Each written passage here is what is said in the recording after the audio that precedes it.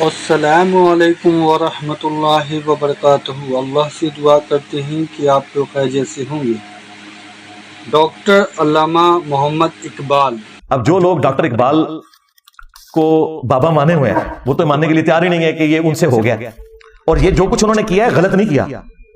Doctor Iqbal نے جو Karl Marx کی تعریف کی ہے میں اس میں ان کے ساتھ ہوں، یہ میں نے انہیں کرٹیسائز نہیں کیا، ذہن میں رکھیے گا، بالکل صحیح تعریف کی ہے انہوں نے۔ اچھا اب آ جائے ابلیس کی مجلس شورا میں جو ہے، تو ظاہر ہے شاعر نے جب اپنی تھاٹس پبلک تک پہنچانی ہوتی ہے نا تو اس کا کوئی کرینہ اختیار وہ کرتا ہے، جس طرح ڈاکٹر اقبال نے شکوہ جواب شکوہ، اب شکوہ میں وہ اللہ سے شکوہ کر رہے ہیں، جواب شکوہ میں وہ اللہ کی طرف سے جواب دے رہے ہیں۔ وہ زمانے میں معزز تھے مسلمان ہو کر اور تم خار ہوئے تارک قرآن ہو کر۔ اب کیا ڈاکٹر اقبال کے اوپر کو وہی آئی تھی کہ اللہ تعالیٰ نے کہا کہ یہ جواب دے میری طرف سے؟ نہیں، شاعر خود سوچتا ہے کہ بھئی یہاں پہ ہمارے سے